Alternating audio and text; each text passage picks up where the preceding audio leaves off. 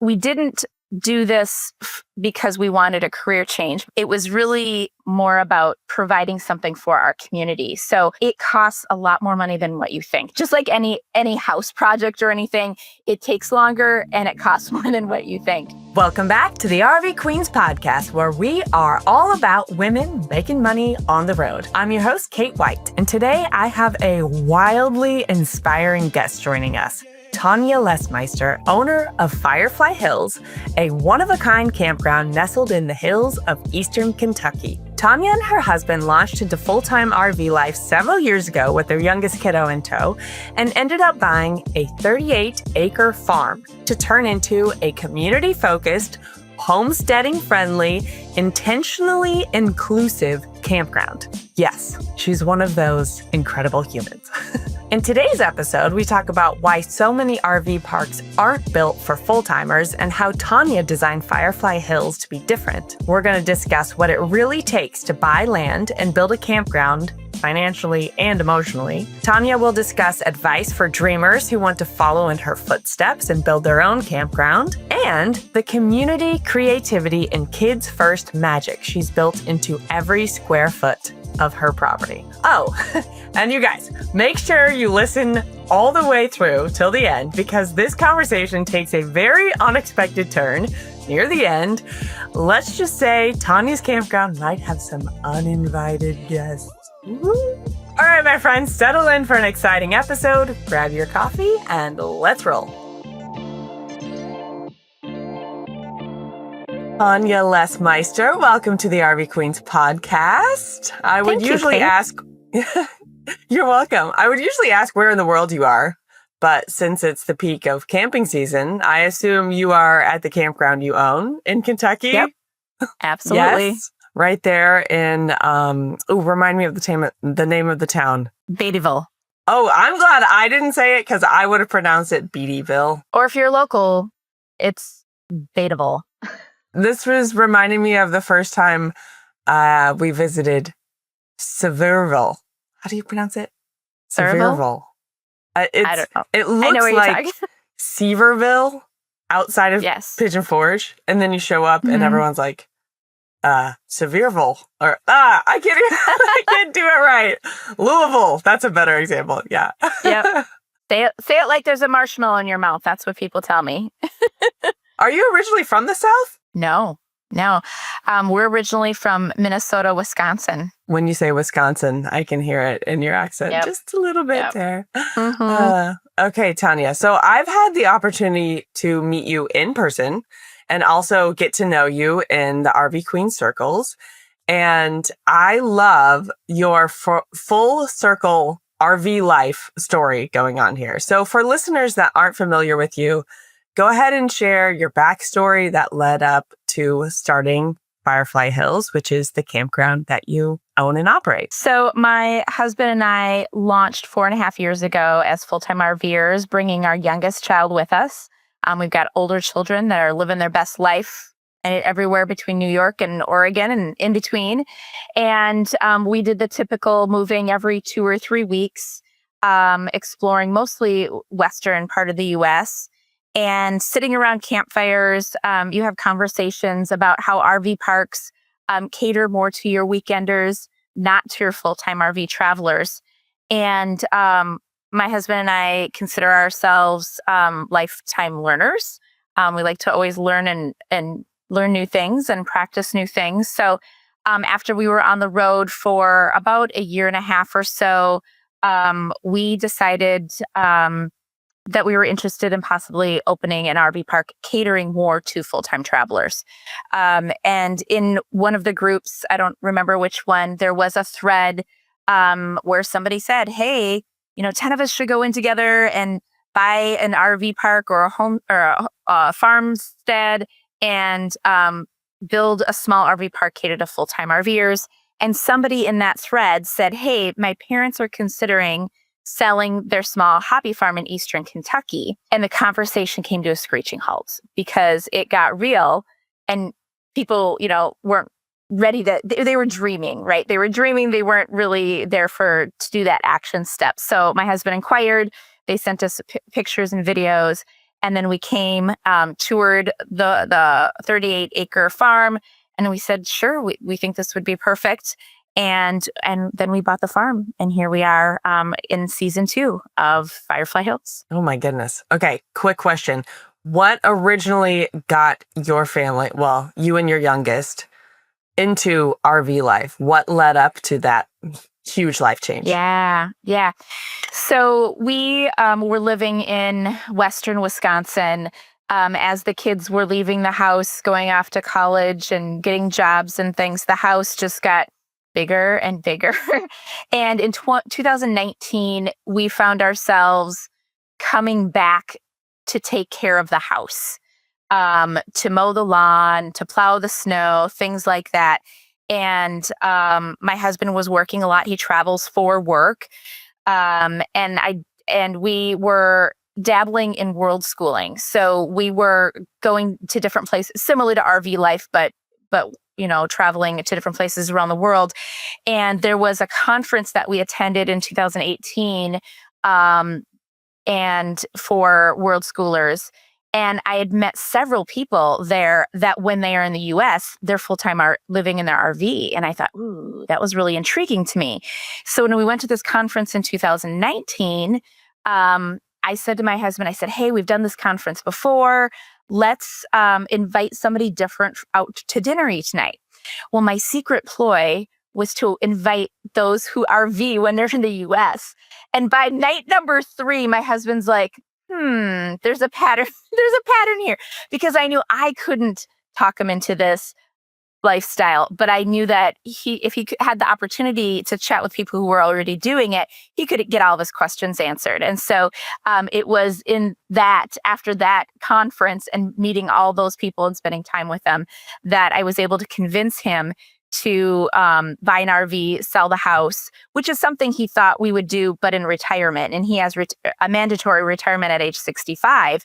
But my father passed away at age 67 and my mom at age 70. And I said, we may not have that much time.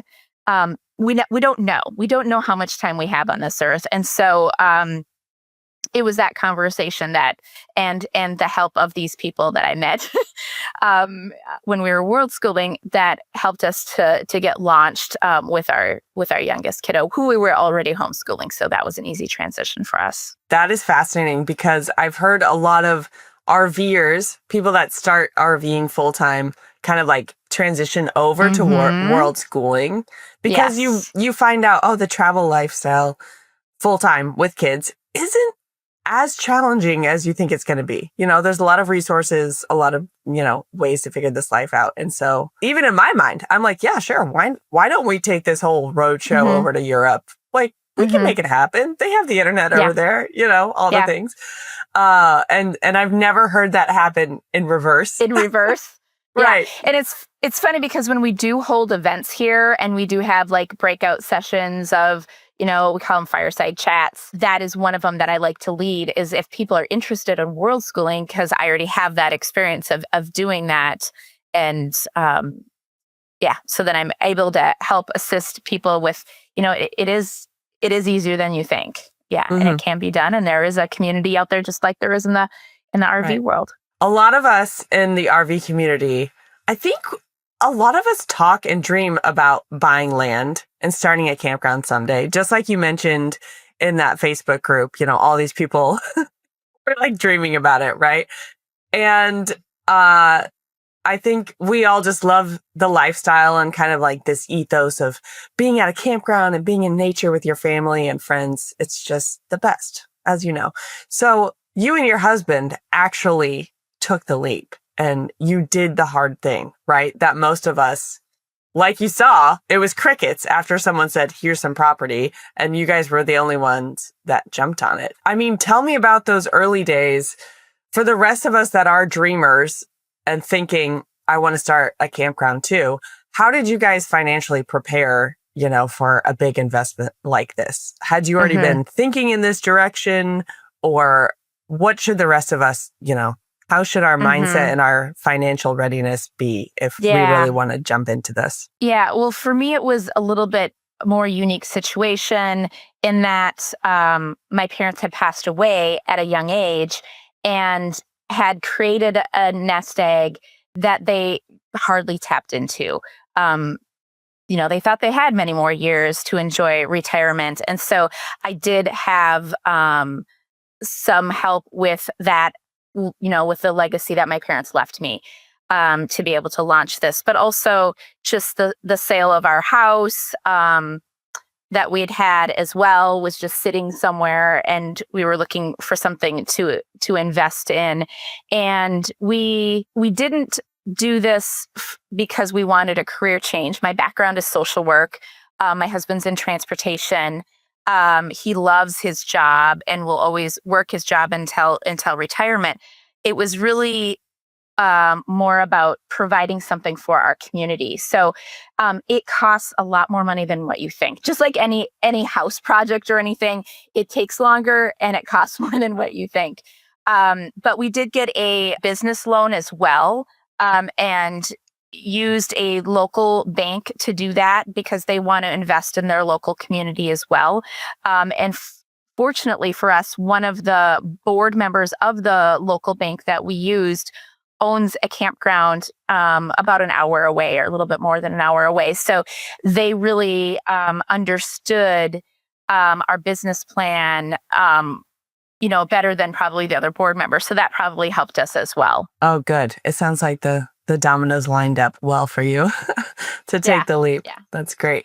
What were some of the unexpected surprises that you encountered while purchasing and planning and building out the campground? The first unexpected surprise was the house came with its own manager. His name is Ralph, and he has 4 legs and fur. Oh, you will see him a lot on our social media. Yes. Okay. So that was the first surprise, is that he's a working cat and he mouses for us. But besides Ralph, some of the unexpected surprises. I was surprised how much the neighbors embraced and support us, not knowing us, right? And were cheerleaders for us. So that I expected maybe a little bit of resistance because we're outsiders. We're not from here. But they really are, they're curious. They stop by. My next door neighbor, Sam, he's in his early 90s and he drives through the RV park. He's not very mobile anymore. So he really loves, socializing. And I said, drive through with your windows down. If anybody wants to talk to you, they will. And they're really intrigued because he has a truly authentic and deep accent. And they're lovely. They're lovely people. Mr. Cooper's on the other side. So that was a pleasant surprise. And then the other thing that we didn't realize is we were looking for property that would be appealing to full-time travelers, but we didn't realize the extent of all of the outdoor recreation that was here in this area. This area is world known for its rock climbing, for instance. And that's not a world that I'm a part of normally. And so we've had a lot of international people come and stay with us in our farmhouse, not usually in the RV park. But that was an unexpected but a pleasant surprise, being that we were world schoolers first. And we also, when we were in a Sticks and Bricks, hosted over 50 exchange students. And we have adopted children from another country. So that international piece was always a part of our life and really important to us. And it's coming to us here in Eastern Kentucky, which was a pleasant surprise as well. A little bit ago, you said everything is more expensive and takes longer than you think, like any project. Any big endeavor is the same. How about financial surprises with like the build out, or I don't even know, like finding the right builders? Let's talk about the reality of building it out. We're very rural here. And so it's very difficult to find contractors. And sometimes you have one choice, right? Or 2 choices. That is a challenge here, being so rural. For instance, our architect that we hired they make plans for RV parks. That's what they do. They wanted a survey that showed the topography of the land, and we couldn't find anybody to do that. Nobody. So that was an added challenge and cost more because we had to go back and say, your plan to do this here won't work because there's a huge hill here, or, those kinds of things because they didn't have that information. And we are at the beginning of the Appalachian Mountains here. So it is, hilly, Firefly Hills. So that was an added challenge and cost a little bit more because we had to do more back and forth with edits to that plan. Stuff that you never think about, until you're in it deep, right? So now that you successfully built out and run this campground plus guest house for, you said 2 seasons, right? This is our 2nd season. Yep. Okay. What advice do you have for others who are looking at land and dreaming of starting their own campground? Yeah. In fact, I just chatted with a friend who's on the early stages of this just this week. We didn't have this challenge here, but having conversations and being in platforms with other campground owners, check before you purchase land, check local zoning and permitting to see if they will even allow a campground in the area that you're looking at. Some counties have strict stipulations around that, or you have to go through several steps with the local government. So that would be one thing that I would highly recommend to do. Do a feasibility study, either hire somebody to do a feasibility study or do one yourself. We did it ourselves because we have that skill set. So checking to see, is this a campground that there's something in the area that attracts people to that area, or are you going to be, right off the freeway where people stop by as they're traveling through? Who are your competitors? What are they charging? How many of your competitors are there? That would be another step to take before you even purchase the land, is to do those 2 things. And then just surround yourself with smart people who are really good at what they do in their area of expertise. So I'm a social worker, so I'm a natural networker. I always joke and say, I don't know much, but I know a lot of people who know stuff. So I know who to call for different things. So really, figure out who your team is going to be, and surround yourself with those people, and so that you know who to go to when you do hit a roadblock and don't know, you get stuck, right? And that happens. So we have those people in our life in different areas. An example is we've got this great mentor that helps us with financial investment stuff. And so he's great at, so we bounce ideas off of him, and then he says more the financial side. Well, here's different ways you could do this and accomplish it. So he's thought of things that we would have never thought of before. And we're like, oh, we didn't think about that. Oh, we could get investors. Oh, we could do, check with local banks instead of your big banks, which I would have thought the other way around. So those are my bits of advice. And one other one is I strongly encourage people who are thinking about doing this to work camp at a place that is similar, maybe in size or mission than what you're planning to do, and then learn from them. So we've had several work campers who work camp for us because they want to learn. And once we learned that piece, that this is what they want to know, then we can be more intentional about, hey, I'm doing this project. Do you want to help with this particular project? Or, ask questions, or being mindful about teaching. I'm not, I've not been a teacher before, but mentor, absolutely. My husband has taught, behind the wheel training and people how to fly airplanes. And so he's got that teaching mentality as well. So, and we now have somebody work camped for us our first summer here. So this was 2 summers ago. They just opened their small RV park, a little bit smaller than ours, not far from us in a neighboring state. And they came and stayed with us for a week. And they text us and call us from time to time. And so it's fun when we, see that people are successful, and we're happy to share, our mistakes and and, give ideas and suggestions because other people did that for us. That's such good advice. Okay, so find a mentor and kind of like your support group that you can get advice from as you're building out your big campground project. Do the background research, zoning, feasibility studies, and then also see if you can experience what it's like to run a campground.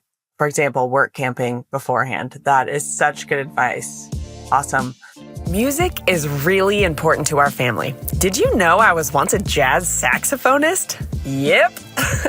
When we started traveling full-time, I knew I had to find a way for my kids to learn an instrument from the road. I am so glad we found Hoffman Academy, the leading online platform for kids to learn piano. It's a complete music education that's affordable and packed with both music theory and fun. Over the past year, my little second grader learned how to read music, play with both hands, and even play chords. Click the link in the show notes to sign up for a premium membership today and use code RVQueens for 15% off.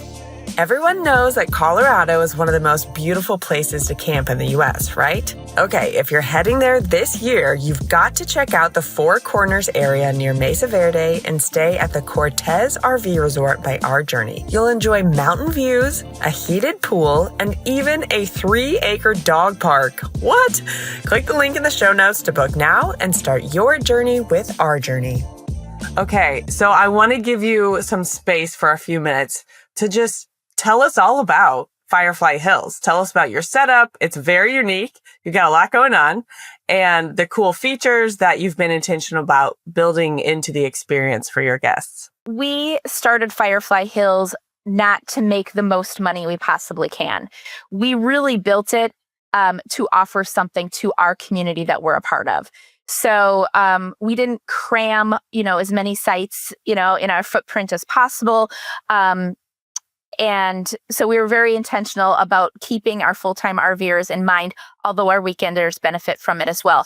But we have 3 pillars that we stand by that are important to us. And first and foremost is that we are intentionally inclusive. My family and friends make up a very diverse group of people. We have not always felt safe and welcomed everywhere we've been. So we wanted to make sure that we provided that for others. So we're an intentional, inclusive RV park. We offer a homesteading experience. That was something that we heard repeatedly on the road is people were missing their gardens. They were missing teaching their kids where food comes from. So here we have our veggie gardens that our guests can help themselves to. We have herb gardens. We have whiskey barrel planters down in the RV park that have either a pepper plant or a tomato plant with herbs around it. So you can just pop out your door, enhance your own, meal that you're making. We have an orchard and we have chickens on site and our guests can help with chicken chores as well. So offering that homesteading experience is our second. And then the third was intentionally creating community. We also run a nonprofit where we take people on service trips to other countries and offer that sense of community there. So we've had lots of practice doing that. And as I mentioned, hosting exchange students. So that sense of community was important for us. And that's something that a lot of us seek out when we're full-time RVing. Sometimes it's challenging to meet and make friends on the road. So we did things like we did not put a campfire ring at each site, although if you're an introvert and you're not a group person, that's fine. You can certainly rent one. We'll bring it to your site. But we have community fire pits. And we don't host a fire every night, but we do once or twice a week. And we just say if there's a fire burning there, everybody's welcome. And you can also start one. Our guests can start a fire, but again, it's open to everybody. And people have met each other that would never have met before had we not had that community fire pit. And then we do other things on site as well. We offer different kind of gatherings here catered to full-time travelers. We have our next one is this fall. This is our third Dia de los Muertos event. It's a 2-week event that is so fun. We offer things for kids, families, and then adults only as well. We do a couple things that are just for the adults on site so they can still attend to kids. But that Dia de los Muertos event, we do a 1920s murder mystery game in the house where we encourage people to dress up. I don't know if you've seen our photos for that, but that's really a fun event. We do trick-or-treating.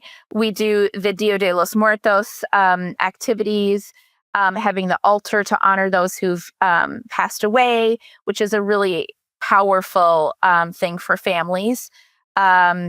We do the face painting. We bring in naturalists, lots of fun things. So that's another way to build community, is to attend an event that we host. And we tend to host a couple during the year, but also some of our full-time traveling friends also host events. And so they have done that at our location as well. So some of the amenities on site, we have, as I mentioned, the 1920s farmhouse that we rent out rooms. So that's great if you're a full-time traveler and maybe grandma and grandpa aren't RVers, but they want to come visit.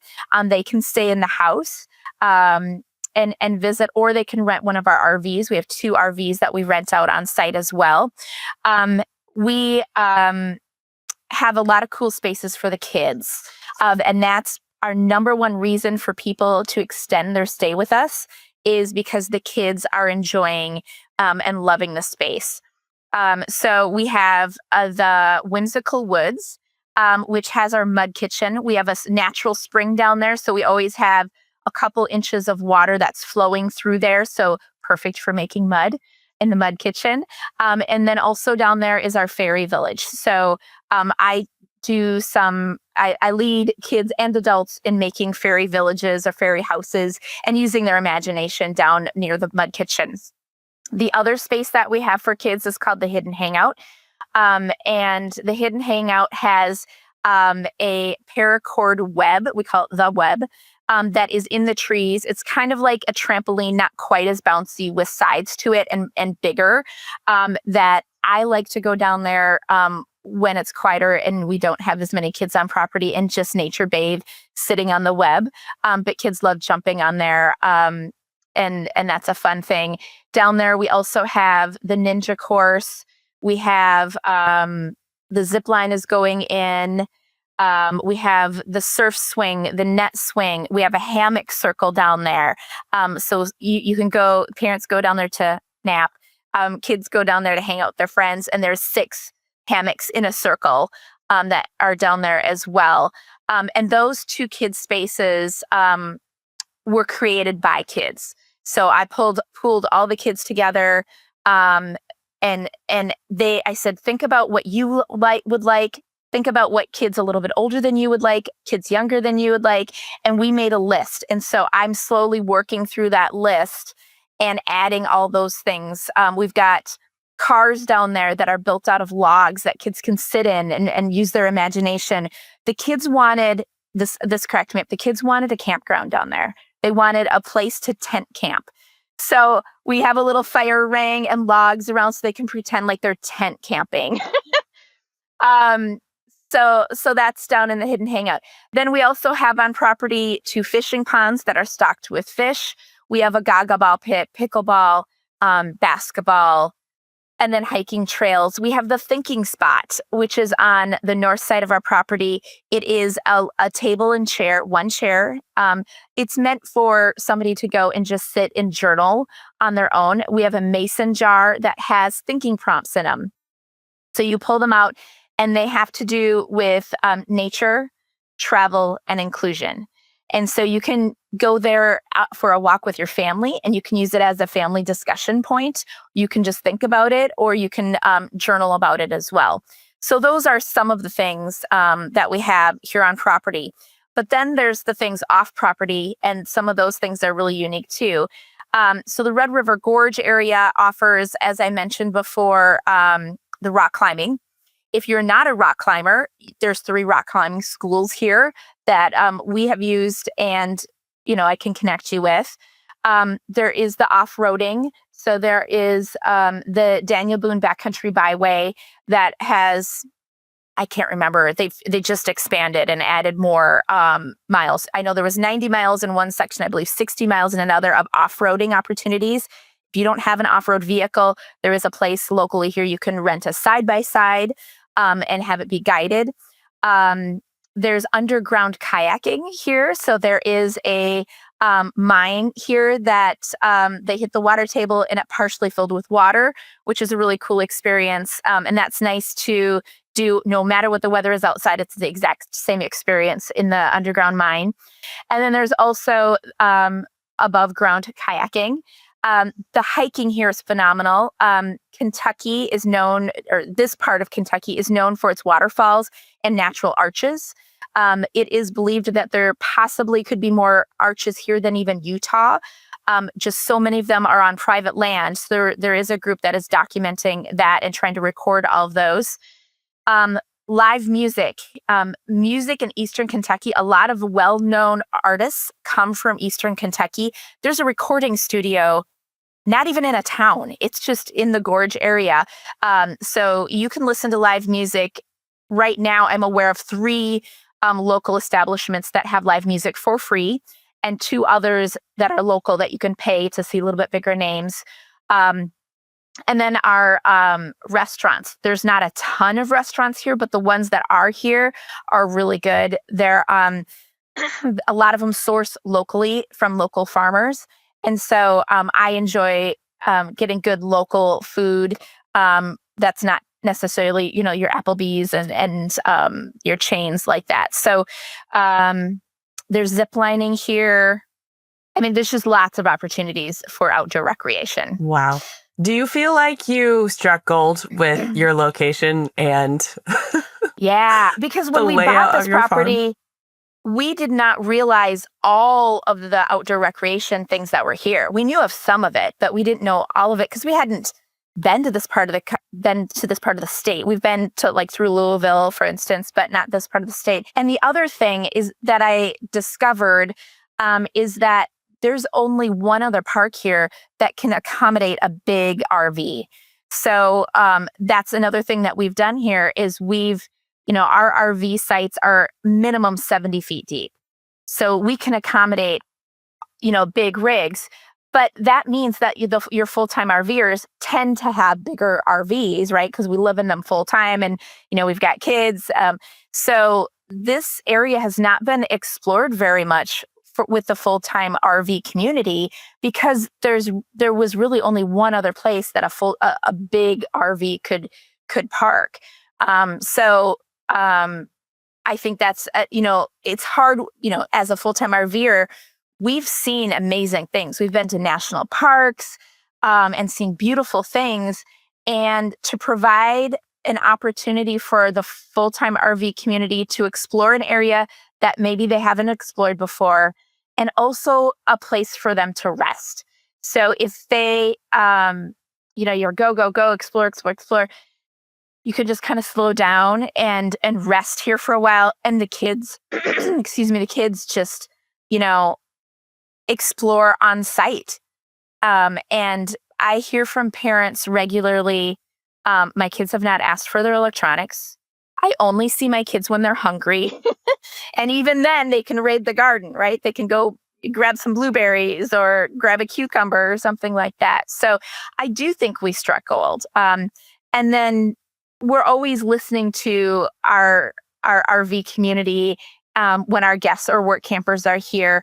And especially my work campers, they'll say, have you considered? And I love that statement because I'm like, no, I haven't, but that's a great idea. Let's see if we can make that happen. Hearing the description of everything you have going on, I feel the same way that, you describe people that have stayed there say, I can imagine my kids would just play in the mud kitchen, play by the spring, and it would feel so good to know it's just all on property and it's all safe. I'll just let them run amok with the walkie-talkie and be like, see you later. Yeah, because we're not 100 site park. We have 15 sites right now. Yeah. We do have plans to expand at some point. The property's 38 acres. And once parents see where the kids' spaces are, you can hear the kids in the distance, which is perfect. I love that sound. My site is right up from one of the kids' spaces. I can't see them with all the leaves on the tree, but I can hear them. And I love that sound of kids playing in nature. Me too. I mean, who doesn't? It's the best. Right. Okay, so I've heard that there is some paranormal activity that sometimes goes on at Firefly Hills. Have you personally experienced anything unusual yet? You have? Yes. Oh, tell me. Yes. So we did not know we bought a house that has paranormal activity for a year. Okay, how incredible is Tonja? You guys, from her family's RV launch story to the hyper-intentional way that she's created Firefly Hills, it's clear this isn't just a campground for her. It's a community with a whole lot of heart, right? And listen, we are not done with this. In the second half of our conversation, coming up next week, we take a turn into the wild side of Firefly Hills, the paranormal activity. Yes, you heard me. Tonja accidentally bought a haunted farmhouse, and as it turns out, she and her family were already amateur ghost hunters. You cannot make this stuff up. We also get into her nonprofit work in Jamaica, her world schooling adventures, and how she helps others take purposeful, intentional travel beyond the campground. And if you want to watch Tonja speak about her haunted house and all these other juicy topics from her haunted house, be sure to watch the full video version of this episode on Spotify or YouTube. Thanks for riding along, my friend, and I will see you next time for part 2. Thank you so much for tuning in to today's episode and for being part of the RV Queens community. Remember to hit subscribe on whatever platform you're listening on. And guess what? You can have conversations like I had on this episode with your fellow RV women who are living intentionally and making money on the road. Head to rvqueenspodcast.com/community to join RV Queen Circles today. It's a totally unique online space with a shared prosperity model that's all about community over competition. I'd love to have you be a part. All right, guys, I'll see you next week, or hopefully I will see you on the road. You got me.